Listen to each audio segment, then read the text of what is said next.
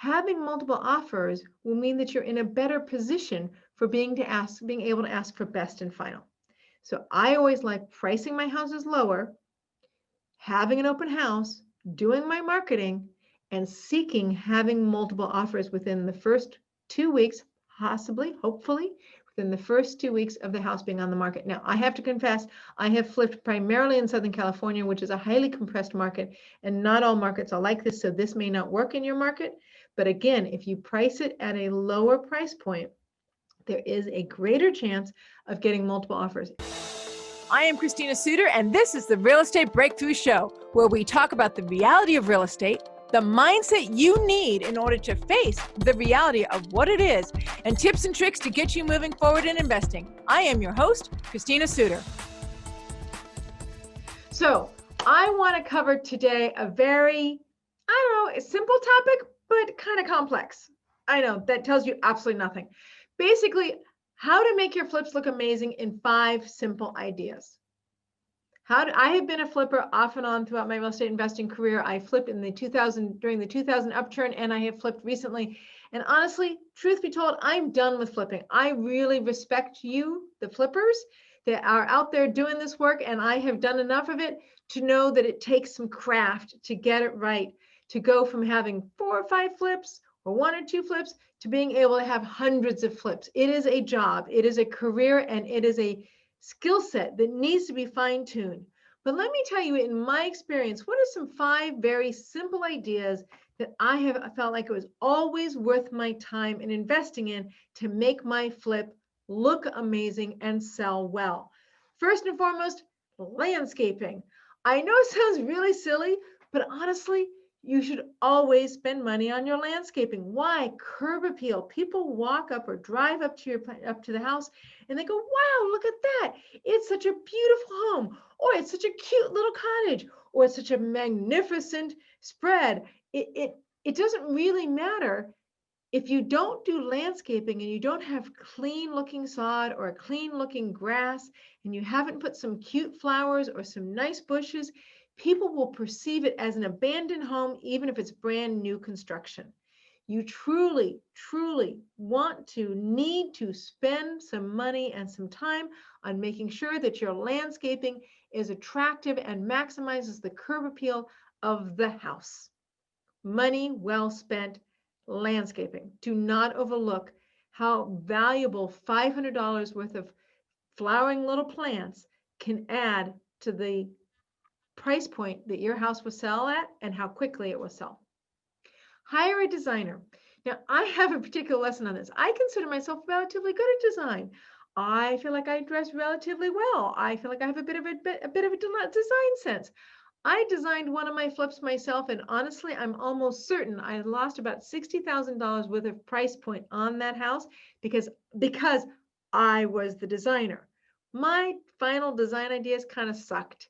I no longer try to design my own projects. I know I'm not a designer. If you know you are a designer and you know you have that interior design flair and you're really clear on it, help yourself. But if you question at all, then either hire a designer or have a designer review what you're thinking about doing until you get a feel for it. But hire a designer. A home that is not well put together, in that when people walk in, it doesn't feel warm, it doesn't feel inviting, it doesn't hold that sense of beauty and balance, it's not going to sell well. And I literally mean the colors and the staging and the what you put in the hall, and what are the choices that you make as far as fixtures and consistency between the bathroom faucet and the kitchen faucet, or the cabinets in the bathroom and the cabinets in the kitchen. And that type of basic warm colors and fixtures make a difference in the cohesiveness of the house, and people feeling like, oh, I feel relaxed here. I feel like it's welcoming. I feel like it's a home. So 5 simple ideas. One of them is just use warm contemporary colors, use consistent color themes through the house, use consistent fixtures in the bathrooms and the kitchens together so that the house looks cohesive. And it doesn't even have to be that expensive. Many flippers will tell you it does not need to be expensive. It just needs to be cohesive. So hire a designer or get cross-checked by a designer, use warm contemporary colors and a cohesive scheme throughout the house so that when people walk in, they feel a sense of warmth and welcoming in the home. Okay, here's the thing that's probably pretty simple, and it doesn't have to be expensive, but it has to be thought about from the beginning of the project. You want to make sure that the physical layout of the home works. And I literally mean, if you walk into a house and the hallway feels like the Shining hall from the hallway from the Shining movie, that doesn't work. It's a problem to be fixed. If you have a very, very, very small bedroom that really doesn't work as a bedroom, you're going to want to stage it as an office, or you're going to want to fix it. If you have a very unattractive hall that is a bathroom and that toilet is really just physically doesn't fit in that space, you're going to want to fix it. There's going to be things inside of the layout of the house itself that probably will not make sense. And I mean, this is beyond the open floor plan concept. This is beyond the concept of, oh, gee, the kitchen should flow into the living room, which flows into the dining room, and there's an open floor plan, or there's a big family play area right off of the kitchen so that the person who's cooking in the kitchen can see the kids or the friends right outside the kitchen, in the next room. I'm talking beyond the open floor plan. I'm talking about if there is a problem in the layout of the house and you feel like it's uncomfortable, you want to, from the beginning, consider how to fix that. If you're already moving walls and you're already rehabbing that section of the house, there is no reason to not fix that particular bugaboo in the actual interior layout of the house. It may not actually cost you that much, but it is something to consider. Don't ignore it. Okay? And the fifth idea is marketing. Make sure that you have an open house. Make sure that you have great, actually, the fourth idea is making sure that you have pictures and video and marketing for selling your asset, for having something on the MLS, Zillow, Redfin, right? And don't list it on just one. Please don't list it on just one, because if you list it on just one, you're going to actually miss people. So you want to make sure that you're on multiple of the multiple different MLS sites, Zillow, Redfin, Trulia, Realtor.com. There are many places that you can list. Pick the biggest ones and make sure that you're there. And try to have some version of a video. Pictures are beautiful. Nice, beautiful pictures at a perfect time of day. Sometimes it's high noon. Sometimes it's a nice sunset shot. But beautiful pictures that people can see clearly. But a video montage, even though it's just pictures with music over it, can make a difference in how the buyer perceives what the value is of that house, because the way you have presented it is as a house of value by just doing a video montage picture. So do great pictures and do some version of a video. You don't have to pay very much for it. It doesn't have to be a 3D virtual tour. It doesn't have to be the drone flyover of the house. It can just be a video montage with some music associated with it so that it has the feeling of a virtual tour. It will help the house actually sell for more. And the fifth one is have an open house. Have an open house. Make sure the house is clean. Make sure it's finished when you have the open house. Do your marketing so that open house is successful, but have an open house. And it can be incredibly useful to have people who preview the house before you have an open house, especially if you feel like that it's going to go to multiple offers.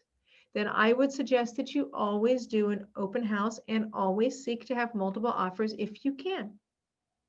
Because having multiple offers will mean that you're in a better position for being able to ask for best and final.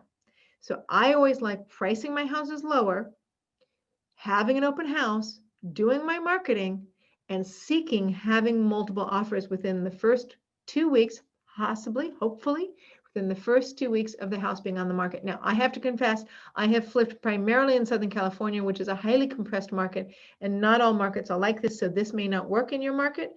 But again, if you price it at a lower price point, there is a greater chance of getting multiple offers. If your market, no matter how you price it, is not going to bring you in more than 1 or 2 offers in the first 2 weeks of it being on the market, then this plan may not be for you.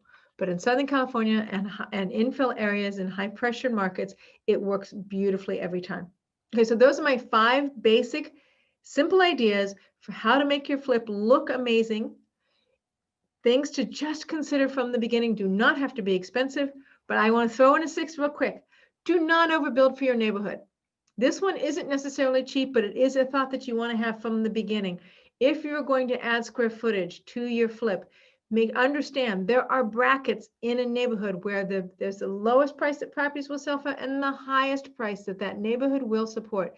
If you overbuild, you add too much square footage, your price per square foot has a good chance of going down as you increase the square footage. You usually have a lot of play in this area, but I want to put it into the back of your brain that you want to look at what point does the biggest square footage houses start to actually decrease in price per square foot value because there's this invisible cap in the market that says a home in general will not sell for more than blank. And that's in your market. So do not overbuild for your neighborhood because you don't really want to be completely up against the highest price.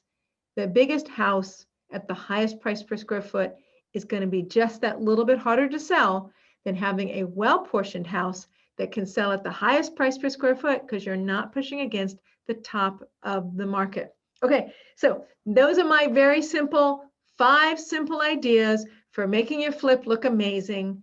My name is Christina Suter. I am the host of the Real Estate Breakthrough Show. Tune in next week for another educational segment.